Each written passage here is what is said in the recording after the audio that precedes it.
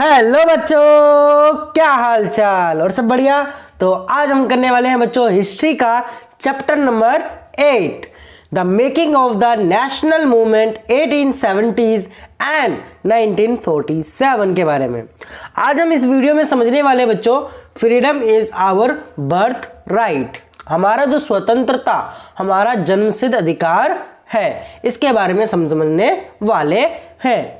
अगर आप हमारे चैनल पर पहली बार आए हैं तो जरूर चैनल को सब्सक्राइब करके बेल आइकन दबाना ना भूलना बच्चों, ठीक है बच्चों, क्योंकि हम हर एक लाइन को अच्छे से समझाते हैं, पूरा डिटेल में समझाते हैं हर एक चैप्टर, ठीक है बच्चों। तो पूरी वीडियो में बने रहिएगा, आपको बहुत ही अच्छी तरीके से समझ में आएगा। तो चलिए स्टार्ट करते हैं बिना कहीं देरी के। देखो बच्चों, by the 1890s many Indians began to raise concern about the political style of the Congress। अब बच्चों 1990 के दशक तक बहुत सारे लोग कांग्रेस के राजनीतिक तौर तरीकों पर सवाल खड़ा करने लग गए थे। In Bengal, Maharashtra and Punjab, leader such as Bipin Chandra Pal, Bal Gangadhar Tilak and Lala Lajpat Rai were beginning to explore more radical objectives and methods. अब बच्चों यहाँ पर क्या है, बंगाल, पंजाब और महाराष्ट्र में बिपिन चंद्र पाल, बाल गंगाधर तिलक और लाला लाजपत राय जैसे नेता ज्यादा आमूल परिवर्तनवादी उद्देश्य और पद्धतियों के अनुरूप काम करने लग गए थे। They criticized and moderate for their political soft prayers and emphasized the importance of self-reliance and constructive work। अब मतलब बच्चों यहाँ पर ये बोला गया कि उन्होंने निवेदन की राजनीतिक के लिए नरम पंथियों की आलोचना की और आत्मनिर्भरता तथा रचनात्मक कामों के महत्व पर जोर दिया। क्या दिया बच्चों? रचनात्मक कार्य पर जोर दिया, कंस्ट्रक्टिव वर्क के ऊपर। They argued that people must rely on their own strength, not on the good intention of the government. People must fight for Swaraj. मतलब बच्चों यहाँ पर यह बोला गया है कि उनका कहना था कि लोगों को सरकार के नेक इरादे पर नहीं बल्कि अपनी ताकत पर भरोसा करना चाहिए। लोगों को स्वराज के लिए लड़ना चाहिए। किसके लिए लड़ना चाहिए बच्चों? स्वराज के लिए, स्वराज के लिए, ठीक है बच्चों। Tilak raised the slogan freedom is my birth right and I shall have it. तो तिलक ने क्या मतलब बच्चों क्या स्लोगन दिया था? Freedom is my birth right and I shall have it. तो मतलब बच्चों यहाँ पर यह बोला गया कि लोगों को स्वराज के लिए लड़ना चाहिए। तिलक ने नारा दिया था स्वतंत्र मेरा जन्मसिद्ध अधिकार है और मैं इसे लेकर रहूंगा, ठीक है बच्चों। आगे देखते हैं बच्चों।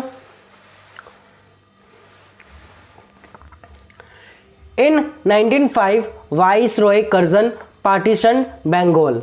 अब यहां पर बोला कि 1905 में वाइस राय कर्जन ने बंगाल का विभाजन कर दिया था। At that time Bengal was the biggest province of British India and included Bihar and parts of Odisha. अब बच्चों यहाँ पर यह बोला गया कि उस वक्त बंगाल ब्रिटिश भारत का सबसे बड़ा प्रांत था और बिहार और उड़ीसा के कुछ भाग को भी उस समय बंगाल का हिस्सा थे। The British argued for dividing Bengal for reason of administrative convenience। मतलब बच्चों यहाँ पर यह बोला गया कि अंग्रेजों का कहना था कि प्रशासकीय सुविधा को ध्यान में रखते हुए बंगाल का बंटवारा करना जरूरी था। But what did administrative convenience mean? मतलब बच्चों यहाँ पर यह बोला गया कि परंतु इस प्रशासकीय सुविधा का मतलब आखिर क्या था? Whose convenience did it represent?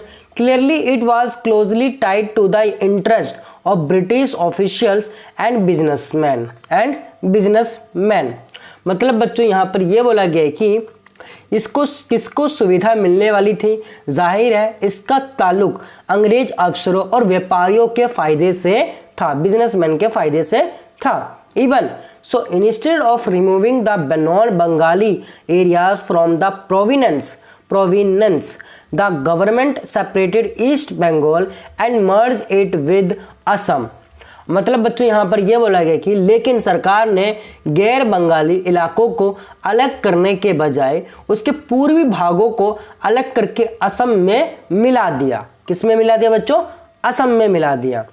Perhaps the main British motive were to curtail the influence of Bengali politicians and to split the Bengali people. The Bengali people.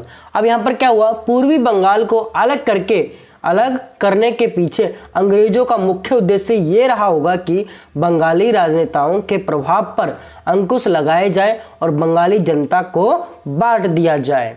ठीक है बच्चों, आगे देखते हैं। The partition of Bengal influenced people all over India. Bengal के विभाजन से देश भर में गुस्से की लहर फैल गई थी। All section of the Congress, the moderates and radicals, as they may called, opposed it. मतलब मध्य मार्गी और आमूल परिवर्तनवादी कांग्रेस ने सभी धड़ों से इसका विरोध भी किया। Large public meetings and demonstrations were organized and novel methods of mass protest developed. अब यहाँ पर क्या हुआ बच्चों? विशाल जनसभा का आयोजन किया गया और जुलूस निकालने लगे। The struggle that unfolded came to be known as the Swadeshi movement, strongest in Bengal but with echoes elsewhere too. In Deltaic Andhra, for instance, it was known as the Vande Mataram movement. अब मतलब बच्चों यहाँ पर यह बोला गया है कि जन प्रतिरोध के नए नए रास्ते ढूंढे गए और इससे क्या हुआ कि जो संघर्ष उपज उसे स्वदेशी आंदोलन के नाम से जाना गया। जो सारी चीजें आंदोलन हो रहे थे, स्ट्रगल्स हो रहे थे, इसको क्या दिया गया नाम? स्वदेशी मूवमेंट मतलब होता है बच्चों स्वदेशी आंदोलन हिंदी में। और यही आंदोलन बंगाल में सबसे ताकतवर था, परंतु अन्य इलाकों में भी इसकी भारी अनुगुंज सुनाई दी थी। उदाहरण के लिए आंध्र के डेल्टा इलाकों में इसे वंदे मातरम आंदोलन के नाम से जाना गया। किस नाम से बच्चों? वंदे मातरम मूवमेंट के नाम से जाना गया। कहां पर बच्चों? आंध्र प्रदेश में। ठीक है बच्चों, आगे देखते हैं। देखो बच्चों, द स्वदेशी movement sought to oppose British rule and encourage the ideas of self-help, स्वदेशी enterprise, national education and use of Indian languages। मतलब बच्चों यहाँ पर यह बोला गया है स्वदेशी आंदोलन ने ब्रिटिश शासन का विरोध किया और स्वयं सहायता, स्वदेशी उद्यमों, राष्ट्रीय शिक्षा और भारतीय भाषा के उपयोग को बढ़ावा दिया है। To fight for swaraj the radicals advocated mass mobilisation and boycott of British institution and goods. Some individuals also began to suggest that revolutionary violence would be necessary to overthrow British rule। अब बच्चों यहाँ पर यह है कि स्वराज के लिए आमूल परिवर्तनवादी ने जनता को लामबंद करने और ब्रिटिश संस्थाओं व वस्तुओं के बहिष्कार पर जोर दिया। कुछ लोग ब्रिटिश शासन को उखाड़ फेंकने के लिए क्रांतिकारी हिंसा के समर्थक थे। किसके बच्चों? रिवोल्यूशनरी वायलेंस के साथ समर्थक थे इसका हिंदी मतलब बच्चों है क्रांतिकारी हिंसा। ठीक है बच्चों, आगे देखते हैं। The opening decades of the 20th century were marked by other developments as well. A group of Muslim landlords and Nawabs formed the All Indian Muslims League at Dhaka in 1906।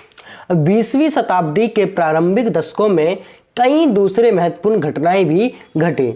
1906 में मुसलमान जमींदारों और नवाबों के एक समूह ने ढाका में ऑल इंडिया मुस्लिम लीग का गठन किया। ऑल इंडिया लीग मतलब ऑल इंडिया मुस्लिम लीग पर इसका क्या करा बच्चों? एक संगठन बनाया। कहां पर बच्चों? ढाका में 1906 में। The league supported the partition of Bengal. It decide separate electorate for Muslims, a demand conceded by the government in 1909। अब बच्चों यहाँ पर ये बोला गया है कि यहाँ पर ये बताया गया है कि लीग ने बंगाल विभाजन का समर्थन किया। जो ये लीग बनाई गई थी, संगठन बनाया गया था, वो बंगाल विभाजन का क्या कर रही थी बच्चों, समर्थन किया था। लीग की मांग थी कि मुसलमानों के अलग निर्वाचिका की व्यवस्था की जाए और 1909 में सरकार ने ये मांग मान ली थी। Some seats in the council were now reserved for Muslims who would be elected by Muslim voters. This tempted politicians to gather a following by distributing favor to their own religious groups. अब मतलब बच्चों यहाँ पर यह बोला गया है कि अब परिषदों में कुछ सीटें मुसलमान उम्मीदवारों के लिए भी क्या हो गई थी बच्चों, आरक्षित कर दी गई थी, रिजर्व हो गया था, जिन्हें मुस्लिम मतदाताओं द्वारा ही चुनकर भेजा जाना था। इस राजनेताओं में अपने धार्मिक समुदाय के लोगों को अपना राजनीतिक समर्थक बनाने का लालच पैदा हो गया। आगे देखो बच्चों। Meanwhile, the Congress split in 1907. The moderates were opposed to the use of boycott. They felt that it involved the use of force. After the split, the Congress came to the dominated by the moderate with Tilak's followers functioning from outside. The two groups reunited in December 1915. Next year, the Congress and the Muslim League signed the historic Lucknow Pact and decided to work together for representative government in the country. मतलब बच्चों 1907 में कांग्रेस टूट गई थी। मध्यमार्गी धड़ा बहिष्कार की राजनीति के विरुद्ध था। इन लोगों का मानना था कि इसके लिए बल प्रयोग की आवश्यकता होती है, जो कि सही नहीं है। संगठन टूटने के बाद कांग्रेस पर मध्यमार्गी का दबदबा बन गया और जबकि तिलक के अनुयायी बाहर से काम करने लग गए। दिसंबर 1915 में दोनों खेमों में एक बार फिर एकता स्थापित हुई। अगले साल कांग्रेस और मुस्लिम लीग के बीच ऐतिहासिक लखनऊ समझौते पर दस्तखत मतलब बच्चों साइन हुआ। कहाँ पर बच्चों, लखनऊ में। हिस्टोरिक मतलब Muslim League signed the historic Lucknow pact.